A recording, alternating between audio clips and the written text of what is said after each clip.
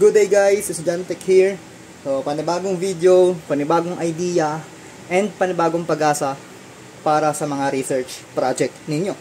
So, alam naman natin na malapit na magpasukan. So, yung iba, marahil sa inyo ay naghahanap na, nag-research na ng mga panibagong ideas para mai-present sa kanilang research subject. So, kaya ngayon ay nandito tayo para magturo at magbigay ng mga ideas. And sa ganun ay makapasa kayo sa inyong mga project subjects. So, for today's video, gagawa tayo ng project which is water level monitoring using ultrasonic sensor and syempre yung ating Arduino Uno. So, pero bago tayo mag-umpisa, baka naman pwede ako magpalambing sa inyo.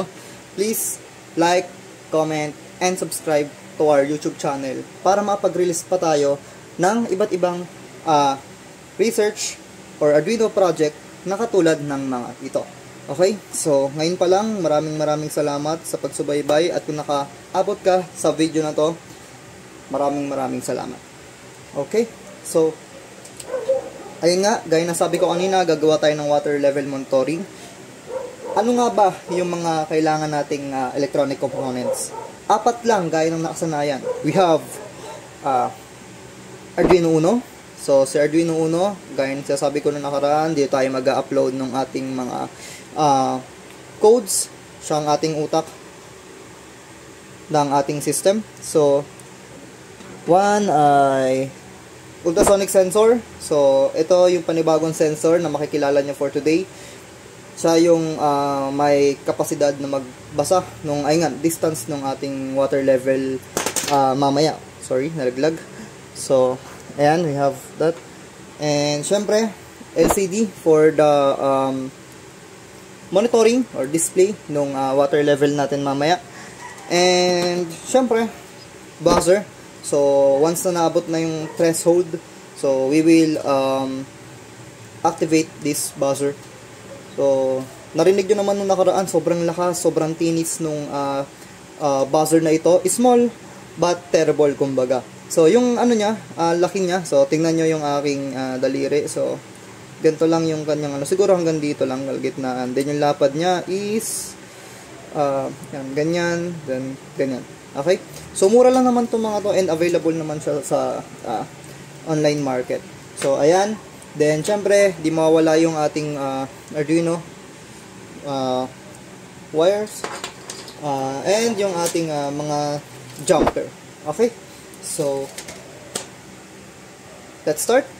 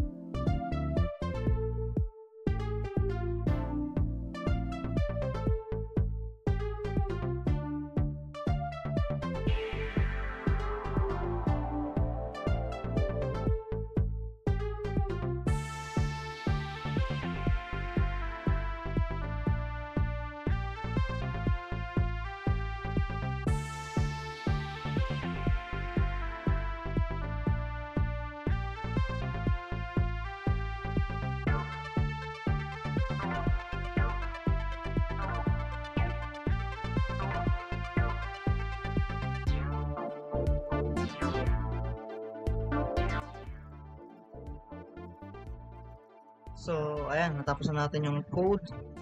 So, ayan, kapag ang distance level is between, greater than or equal by 50 and the distance is less than or equal by 60, mag-print yung ating LCD ng full. So, meaning, yung water sa loob ng ating water container is puno. Then, else, if kung ang distance naman is greater than or equal by 30, and the distance is less than or equal by 50, magpiprint siya ng normal doon sa ating LCD.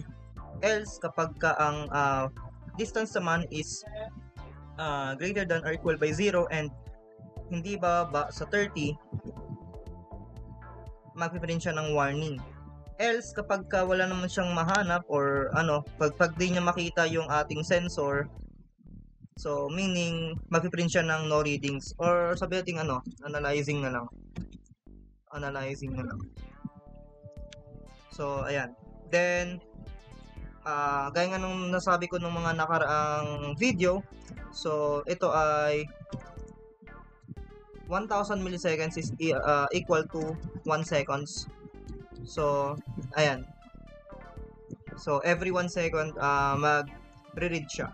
Okay, so next is upload na natin tong code sa ating microcontroller, then punta naman tayo doon sa pagkakabit ng ating electronic components. Thank you.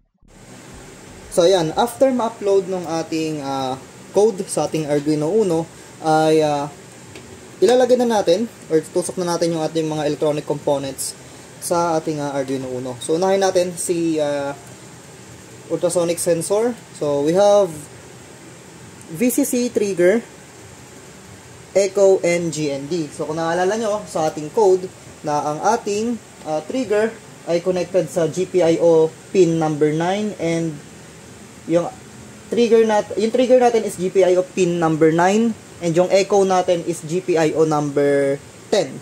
Okay? Then VCC is 3 volts and GND is GND. VCC, we have trigger. Again, sa pagtutusok na ito, make sure na tama and bawal magkabalibaltad kasi di gagana yung inyong system, and syempre ikakasira din ng ating electronic components. Okay, so okay na, ikabit na natin si si ultrasonic sensor. So next naman yung ating LCD.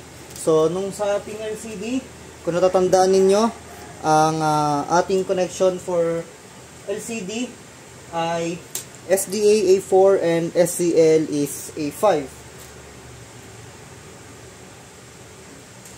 So let's try SDA.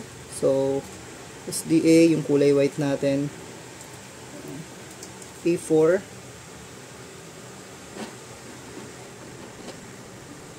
SCL A5.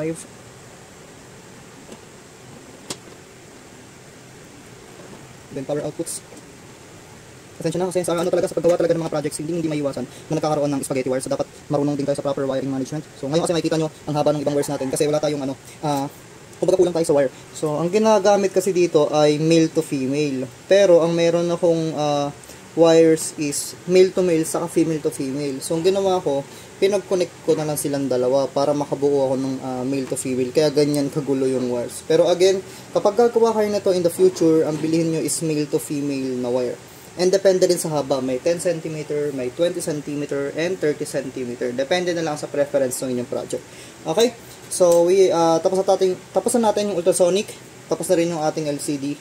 And last but not the least is yung ating buzzer. Okay? So, yung ating buzzer, kung natandaan nyo dun sa code, ang ating buzzer pin ay nasa number 8. So, the red wire is number 8. And ground is dito sa ating breadboard. So, ayan. So, ayan. Tapos tayo wiring. Tapos na rin tayo mag-upload ng code. So, this time ay susubukan na natin yung ating project kung gumagana ba siya, gumagana ba yung ultrasonic sensor natin, gumagana ba yung ating LCD, or nagre-respond din ba yung ating buzzer. So, yung buzzer, mamaya siguro masakit siya sa tenga. So, please bear with me. So, ayan.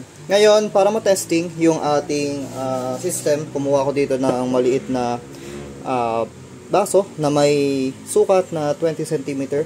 So, inedit ko yung yung distance para mas makuha natin ng maayos yung distance. Then, meron din ako dito ng tubig. So, ayan. So, ayan, wala siyang laman. Nakikita nyo. So, ayan. So, let's try to open the system. So, ayan. Nakita nyo, ito. Ayan. So, ngayon, tutunog yan kasi ngayon, magpapaliwanag muna ako kasi mamaya medyo maingay na siya. So, ayan. Tutunog siya pagka-open. Tapos, as I pour this water, mawawala na yung buzzer. Kasi nga, may nasenda siya and ayun nga, mayroon na siyang nababasang tubig. So, let's try.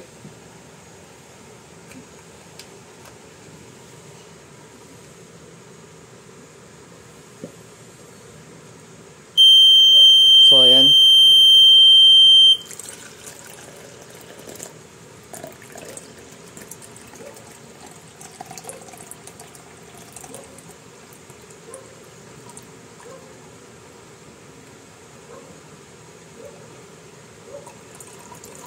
Hindi pala nakikita yung display. Wait lang. Hindi pala nakikita yung display. Inalis ko, so wala siya nababasa. Wait lang. Ganito ko muna. So, ayan. Focus ko na lang siya dito. So, ayan.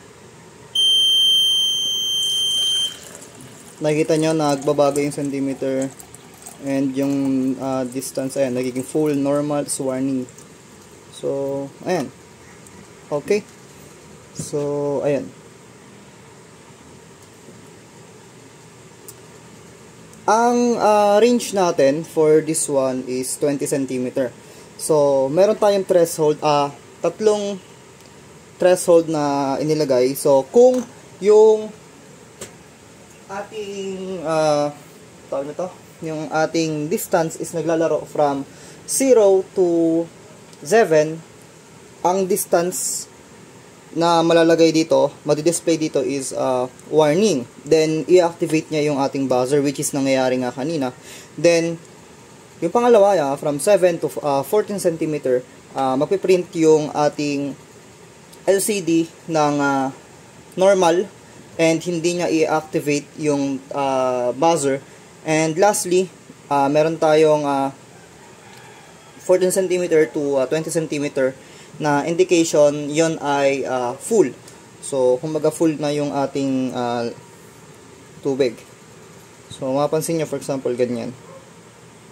Ayan, kita ba siya?